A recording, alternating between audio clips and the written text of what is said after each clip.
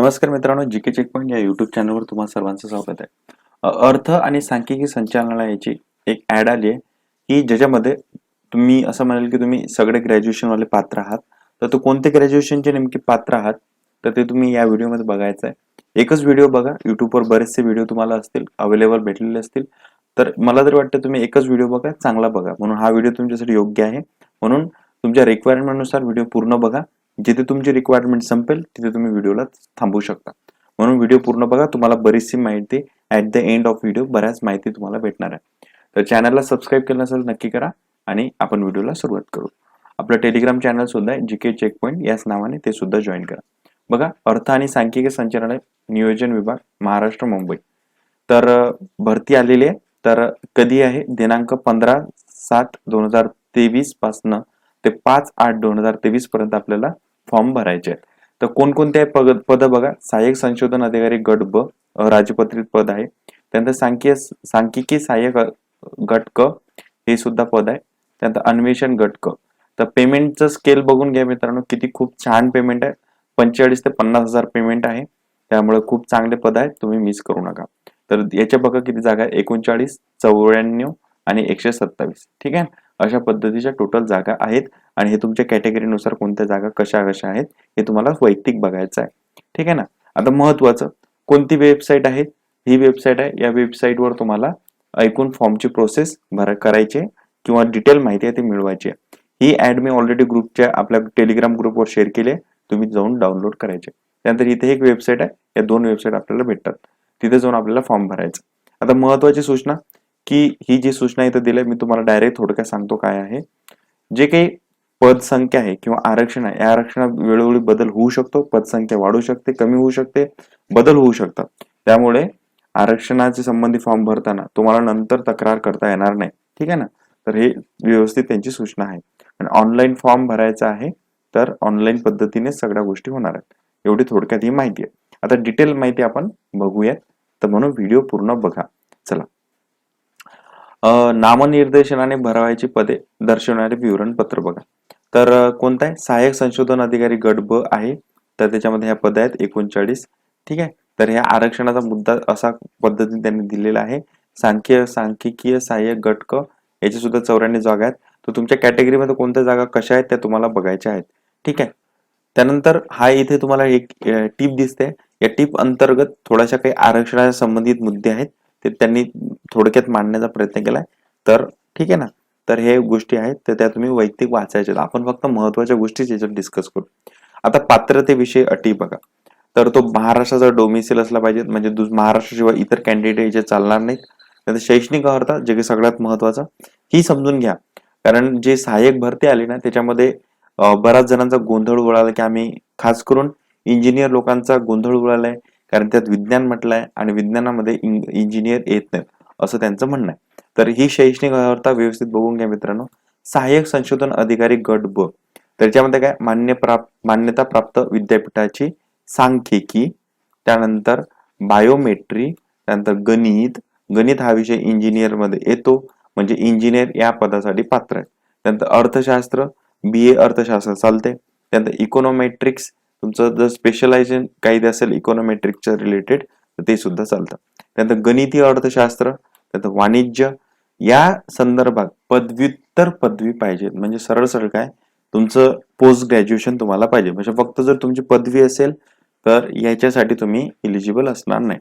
किंवा अजून याच्यामध्ये कंडिशन म्हटलंय, मान्यता प्राप्त विद्यापीठाची कोणत्याही शाखेतील किमान द्वितीय श्रेणी किंवा 45% गुणांसह पदवी आणि त्याच्यासोबत तुम्ही इथे दिलेला जो कोर्स आहे तो केलेला असेल तर तुम्ही त्यासाठी इलिजिबल असाल. कशासाठी? सहाय्यक संशोधन अधिकारी गट ब राज्यपत्रितसाठी. ठीक आहे. त्यानंतर दुसरी पोस्टचा विचार करू आपण, सांख्यिकी सहाय्यक गट क. याच्यामध्ये बघा, गणित, अर्थशास्त्र, वाणिज्य, सांख्यिकी, इकॉनॉमेट्रिक्स या विषयातील पदव्युत्तर पदवी. ठीक आहे ना. इथे सुद्धा तुम्हाला फक्त पदवी चालणार नाही, तर तुम्ही पोस्ट ग्रॅज्युएशन असलं पाहिजे. कोणत्या फील्डमध्ये? तर हे जे विषय दिलेले आहे फील्डमध्ये. किंवा याच्याशिवाय मान्यता प्राप्त विद्यापीठाची गणित, अर्थशास्त्र, वाणिज्य, सांख्यिकी, इकॉनॉमेट्रिक्स यापैकी एक विषय घेऊन द्वितीय श्रेणी किंवा 45% गुणांसह पदवी. म्हणजे सरळ सरळ याच्यामध्ये आपण असं म्हणू, तुम्हाला पदवी चालेल, पण तुमचं कसं असलं पाहिजे, तुम्हाला द्वितीय श्रेणी भेटली पाहिजे आणि 45% गुणांसह तुम्ही उत्तीर्ण असलं पाहिजे. म्हणजे आपण असं म्हणू शकतो की या पदासाठी तुम्ही पदवीधारक अप्लाय करू शकता. क्रायटेरिया फक्त द्वितीय श्रेणी असला पाहिजे, जो की नॉर्मली सगळ्यांना असतो. ठीक आहे ना. चला पुढचा पद ते म्हणजे अन्वेषण गट क. याच्यासाठी सरळ सरळ माध्यमिक शालांत प्रमाणपत्र परीक्षा उत्तीर्ण असणं आवश्यक आहे. 10वी सरळ सरळ. ठीक आहे ना. अशा पद्धतीची अर्हता. आता संगणक अर्हता, बऱ्याच मुलांना कन्फ्युजन असतं. मला कमेंट सेक्शन मध्ये सुद्धा बरेच कमेंट्स येतात की सर MSCIT पाहिजेत का नक्की नाही पाहिजेत. तर एक लक्षात घ्या, जर तुम्हाला MSCIT पाहिजेत किंवा तुमच्याकडे नसलं तरी काही हरकत नाही, तर तुम्ही जॉईनिंग झाल्यानंतर 2 वर्षांच्या आत तुम्ही ते करू शकता. किंवा काही लोक जे इंजिनियर्स असतात की काही जणांना त्यांच्या कोर्समध्येच कम्प्युटर हा विषय असतो, तर अशा लोकांना MSCIT ची गरज नाही. कारण त्याच्यात त्यांनी सरळ सरळ म्हटलेलं आहे, कारण महाराष्ट्राचा GR सुद्धा तशा पद्धतीने आलेला आहे. तर म्हणून तुम्ही MSCIT तुमच्याकडे असलं तर वेल अँड गुड, नसलं तरी काय हरकत नाही. तुमच्यापैकी याच्यापैकी जर तुम्ही कशात मोडत असाल तर तुमच्याकडे ते आहेच, किंवा याच्यापैकी नसेल मोडत तर जॉईनिंग झाल्यानंतर 2 वर्षाच्या आत तुम्हाला ते प्राप्त करणे क्रमप्राप्त असते. तर म्हणून तुम्ही ते करू शकता. ठीक आहे. तर असे संगणक अर्हता त्यांनी दिलेले आहेत. बाकी इतर काही लहान कुटुंबाचं प्रमाणपत्र वगैरे ह्या गोष्टी आहेत. त्यानंतर वयोमर्यादा, आणि वयोमर्यादा काय आहे हे तुम्हाला बऱ्यापैकी आता बऱ्याच तुम्ही जाहिराता किंवा फॉर्म भरता, तर त्याच्या संबंधित तुम्हाला वयोमर्यादाचा क्रायटेरिया चांगल्या पद्धतीने माहिती आहे, किंवा पर्सनली तुम्ही हे वाचू शकता. याच्यात आपण जास्त वेळ घालू नये. ठीक आहे ना. त्यानंतर मागास प्रवर्गातील जे उमेदवार आहेत त्यांच्यासाठी काही गोष्टी आहेत, त्या पण तुम्हाला वैयक्तिकरित्या वाचायच्या आहे. त्यानंतर समांतर आरक्षणाच्या काही अटी आहेत, तर त्या अटी सुद्धा तुम्हाला वैयक्तिक वाचायच्या आहेत. ठीक आहे ना. आता जे क्रीडाचे संदर्भात मुलं असतील किंवा स्पोर्ट्स मधले असतील कॅन्डिडेट, तर त्यांनी ते स्पोर्ट्स म्हणजे नेमकं काय, तर हे स्पोर्ट्सचं त्यांनी इथं दिलेली लिस्ट. या स्पोर्ट्स मध्ये जर तुम्ही कुठंतरी येत असाल तर तुमच्यासाठी ते वेल अँड गुड अशी गोष्ट आहे. तर तुम्हाला या अंतर्गत त्या बघायच्या आहेत. ठीक आहे ना. चला त्यानंतर ह्या इथं स्पर्धा दिल्या स्पोर्ट्सच्या रिलेटेड, तर तुम्हाला बघायच्या आहेत. त्यानंतर काही गोष्टी, महत्वाचे नियम, रूल्स रेग्युलेशन दिव्यांगासाठी कुठल्या आहेत, कशा आहेत, हे सगळ्या चार्ट्स मध्ये अशा पद्धतीने दिलेले आहेत. ते तुम्हाला बघायचे आहेत. तर ही PDF सर्व शेअर केलेली आहे. आता सर्वसाधारण अटी, तर सर्वसाधारण अटी काय, परीक्षे संबंधित सर्वसाधारण अटी दिल्या आहेत की उमेदवारांना ऑनलाईनचा खर्च, जाण्या येण्याचा खर्च स्वतःला करायचा आहे. त्यानंतर तो महाराष्ट्राचा असला पाहिजे, आदिवासी. त्यानंतर शासकीय नोकर भरतीला जे लागू नियम असतात ते सर्व नियम या भरतीला लागू असतील. सगळ्यात महत्वाचं म्हणजे सगळे नियम त्याला लागू आहेत. त्यानंतर जर तुमचा जन्म दाखला काही चुकीची माहिती वगैरे भरले तर काय काय होऊ शकते, अशा पद्धतीने ऐकून ह्या गोष्टी याच्यात दिलेल्या आहेत. ठीक आहे ना. आता हे बघा, संचालन आस्थापनावरील सहाय्यक संशोधन अधिकारी गट ब, त्यानंतर सांख्यिकी सहाय्यक व अन्वेषण गट क ही सर्व पदे राज्यस्तरीय असल्याने निवड झालेला उमेदवार राज्यात कुठेही नियुक्ती किंवा बदलीस पात्र राहतील. म्हणजे तुम्ही असं म्हणू शकत नाही की मी अमक्या ठिकाणीच राहील किंवा टमक्या ठिकाणीच राहील. तुम्हाला राज्यात म्हणजे महाराष्ट्रात कुठेही तुम्हाला तुमची नियुक्ती होऊ शकते किंवा तुम्ही बदलीस पात्र असू शकता. ठीक आहे ना. तर अशा गैरवर्तन वगैरे झालं तुम्हाला काय होऊ शकते, तुमच्या सगळ्या गोष्टी दिलेल्या आहे. त्यानंतर रिक्त पदाचा संख्या बदलण्याची शक्ती, जे आपण ऑलरेडी बघितलेलं आहे की कमी जास्त बदल वगैरे किंवा भरती रद्द पण करण्याचे अधिकार त्यांच्याकडे असतात. तर ह्या सगळ्या गोष्टी याच्यात दिलेल्या आहेत. ठीक आहे ना. आणि पदाची भरती करण्यासाठी आपल्याला ऑनलाईन DES महाराष्ट्र.gov.in या संकेतस्थळावरती आहे. कधी पण सुरुवात होणार आहे, तर 15 पासून आपण फॉर्म भरू शकतो ते 5 तारखेच्या पुढच्या महिन्याच्या 5 तारखे म्हणजे ऑगस्ट इथपर्यंत आपण ते गोष्टी करू शकतो, फॉर्म भरू शकतो. ठीक आहे. फॉर्म भरायचे सगळ्यांना. ठीक आहे ना. आता ऑनलाईन अर्ज कसा करायचा, कशी पद्धत आहे, ही सगळी पद्धत तुम्हाला इथे दिलेली आहे. तर ही सगळी पद्धत तुम्हाला व्यवस्थित वाचायची आहे मित्रांनो. काहीही गोष्ट तुम्हाला मिस करायची नाहीये, कारण काही गोष्टी स्ट्रिक्टली फॉलो होतात. जर काही चुका झाल्या तर त्याला जबाबदार तुम्हीच असणार आहे.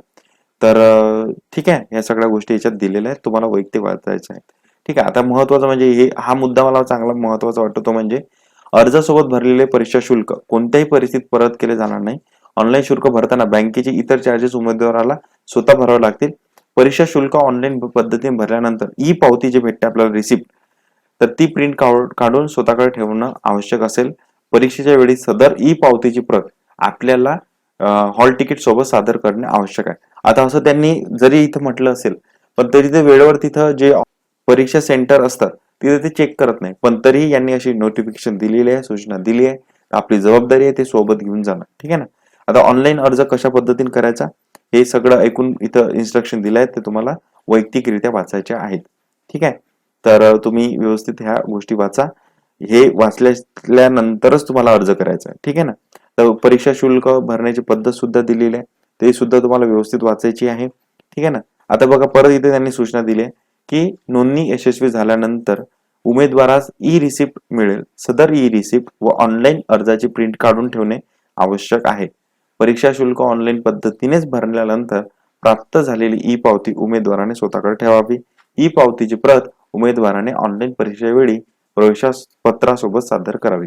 ही सूचना महत्वाची आहे, त्यामुळे ही सूचना तुम्हाला लक्षात घ्यायची आहे. चला पुढे नंतर काही गोष्टी दिल्या अर्ज भरण्याच्या महत्वाच्या सूचना आहेत. आता ह्या सूचना खूप महत्वाच्या आहेत. तर ह्या सूचना सुद्धा मी याच्यात जेव्हा वाचलं ना मला लक्षात आलं की काही गोष्टी आपण जनरली टाळाटाळ करतो, तर त्या टाळाटाळ करायच्या नाही. ह्या सूचना तुम्ही व्यवस्थित वाचायच्या आहेत. त्यामुळे ह्या सूचना मी इथं सांगत बसत नाही, तर तुम्हाला स्वतः त्या गोष्टी करायच्या आहेत. व्यवस्थित तुम्ही या सूचना वाचून घ्या, ठीक आहे. त्यानंतर हे महत्वाचं, छायाचित्र, स्वाक्षरी, डाव्या अंगठ्याचा ठसा आणि हस्तलिखित घोषणापत्र, सेल्फ डिक्लेरेशन आपल्याला करायचं आहे. तर हे गोष्टी सुद्धा महत्वाचं आहे. छायाचित्र कसं असलं पाहिजे, काय असलं पाहिजे वगैरे वगैरे तुम्हाला व्यवस्थित वाचून त्या गोष्टी करायच्या. स्वाक्षरी कशी असली पाहिजे, डाव्या अंगठ्याचा ठसा पण पाहिजे, ठीक आहे ना. ह्या सगळ्या गोष्टी करायच्या आहेत. त्यानंतर डिक्लेरेशन. आता डिक्लेरेशन तुम्हाला हँड रिटन डिक्लेरेशन करायचं आहे. तर डिक्लेरेशनचा मसुदा किंवा नमुना त्याला आपण म्हणू, तर इथे दिलेला आहे. तर हँड रिटन तुम्ही ते मराठीतही करू शकता किंवा इंग्लिशमध्ये करा. पण मला तर वाटते इथे इंग्लिशमध्ये दिलंय, इंग्लिशमध्येच ऍज इट इज माहिती कॉपी पेस्ट करून घ्या. पण ही प्रिंटेड चालणार नाही, तुम्हाला स्वतः ती लिहावं लागेल, ठीक आहे ना.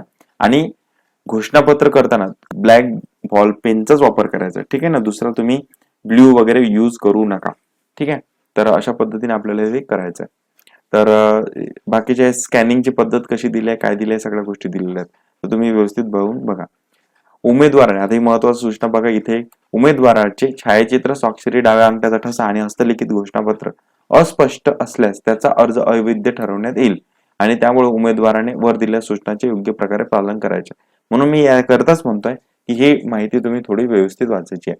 परीक्षा शुल्क बघा, माजी सैनिक आहे त्यांना काही भरण्याची गरज नाहीये. आणि याच्यात बघा, जे गट ब आणि गट क सर्वांसाठी परीक्षा शुल्क किती आहे, 1000 रुपये. आणि जे मागासवर्गीय आहे त्यांच्यासाठी किती आहे, 900 रुपये, ठीक आहे ना. तर सगळ्या गोष्टी इथं अशा पद्धतीने दिलेल्या आहेत. तर तुम्ही बाकीच्या गोष्टी वाचा, सगळ्या गोष्टी महत्वाच्या आहेत, ठीक आहे. ठीक आहे. आता अजूनही इथे एक महत्वाची सूचना दिसते, ती पण महत्वाची आहे. तर बघा, उमेदवाराचे अर्ज ऑनलाईन पद्धतीने स्वीकारता येणार असल्याने ऑनलाईन अर्जामध्ये संपूर्ण माहिती भरणे आवश्यक आहे. पदासाठी शैक्षणिक अर्हता व त्यापेक्षा उच्च शैक्षणिक अर्हता धारण केली असल्यास उच्च शैक्षणिक अर्हतेसंबंधी माहिती अर्जात देणे आवश्यक आहे. हा मुद्दा महत्वाचा आहे. का बरं असं करणं आवश्यक आहे? कारण की ही माहिती जेव्हा जर तुम्हाला समान गुण प्राप्त झाल्यास गुणवत्ताक्रम ठरवण्यासाठी वापरण्यात येते. अर्जासोबत माहिती न देता तदनंतर वरील माहिती उमेदवाराने निर्देशनास आणली तरीही गुणवत्ता यादी सुधारण्यात येणार नाही. ऑनलाईन पद्धतीने अर्ज भरताना काही त्रुटी राहिल्यास, खोटी माहिती भरल्यास किंवा तसेच भरलेली माहिती सादर केलेली कागदपत्रे, प्रमाणपत्रे यात जर तफावत आढळली तर अर्ज नाकारला जातो आणि याचा सर्वस्वी जबाबदार कोण असतो? आपण स्वतः असतो. म्हणून माहिती व्यवस्थित भरायची आहे, ठीक आहे. त्यानंतर बघू, हा एक मुद्दा तुम्हाला इथे दिसतो. ऑनलाईन पद्धतीने सादर केलेल्या अर्जाची ई पावतीची प्रत उमेदवाराने स्वतःजवळ काढून ठेवावी. प्रमाणपत्र, कागदपत्र तपासण्याच्या वेळी अर्जाची प्रत व ई पावती सादर करणे अत्यावश्यक आहे. अर्जाची प्रत तसे ई पावती सादर न केल्यास, प्रमाणपत्रामध्ये तफावत आढळल्यास उमेदवारी रद्द करण्यात येईल. या बाबतीत संचालनालय जबाबदार राहणार नाही. सर्व उमेदवारांना सूचित करण्यात येते की या भरती प्रक्रियेच्या अनुषंगाने अद्ययावत सूचना, तारखेतील इतर बदल या सगळ्या संकेतस्थळावर वेळोवेळी अपडेट केल्या जातील, ठीक आहे ना. तर ह्या गोष्टी तुम्हाला महत्वाच्या आहेत. तर तुम्हाला जे हॉल तिकीट भेटेल ते 7 दिवस आधी भेटेल. परीक्षेचा दिनांक वगैरे सगळ्या गोष्टी तुम्हाला नंतर भेटतील. त्यामुळे सध्या परीक्षेचा दिनांक कुठलाही फिक्स नाही, ठीक आहे ना. तर ऑनलाईन आता ही जी महत्वाचं आपल्यासाठी परीक्षेचं स्वरूप कसं असणार आहे, तर ही जे सहाय्यक संशोधन अधिकारी जे पदव्युत्तर लोकांसाठी आहे, तर त्यांच्यासाठी काय दिलंय, मराठी, इंग्रजी, सामान्य ज्ञान आणि बौद्धिक चाचणी, ठीक आहे. ऑनलाईन परीक्षा आहे. 50 गुणांचे वस्तुनिष्ठ आणि बहुपर्याय प्रश्न असतील. ऑनलाईन परीक्षा किती होणार आहे, 200 गुणांची राहील, ठीक आहे ना. तर आपण जे MCQ सिरीज सुरू करत आहे त्यासाठी जो प्रश्नांचं स्वरूप आहे त्या पद्धतीचं राहणार, त्यामुळे हा महत्वाचा ठरतो. त्यानंतर जो गणवेशन गट क याच्यासाठी कोणता आहे, याच्यासाठी सुद्धा मराठी, इंग्रजी, सामान्य ज्ञान, बौद्धिक चाचणी याच्यासाठी सुद्धा 50 गुणांचं वस्तुनिष्ठ बहुपर्यायी असतील आणि ऑनलाईन परीक्षा ही काय होणार आहे 200 गुणांची होणार आहे. तर अशा पद्धतीने ऐकून हे परीक्षेचे स्वरूप आपल्याला दिसते. पदव्युत्तर आणि पदवी या दोन्हींसाठी हे महत्वाचं आहे. ठीक आहे ना. तर ह्या सगळ्या गोष्टी परीक्षा डेट वगैरे सगळ्या गोष्टी नंतर दिल्या जातील. 45% मिळवणे तुम्हाला आवश्यक राहील जर गुणांमध्ये तुम्हाला ते कट ऑफ साठी जर तुम्हाला रेंजमध्ये यायचं असेल तर. ठीक आहे ना. तर ह्या सगळ्या गोष्टी केंद्र वगैरे ओळख पटवणे सगळ्या गोष्टी इथे दिलेल्या आहेत. तर ह्या सगळ्या गोष्टी महत्वाच्या आहेत. तर तुम्ही बाकीच्या गोष्टी वाचून घ्या ज्या मी इथं केल्या नाही. चला तर मग भेटूया आपण पुढच्या व्हिडिओमध्ये. सबस्क्राईब केलं नसेल नक्की करून घ्या आणि टेलिग्राम चॅनल नक्की सुद्धा जॉईन करा कारण ह्या सगळे ऍड मी तिथं ऑलरेडी टाकलेले. भेटूया पुढच्या व्हिडिओमध्ये. धन्यवाद.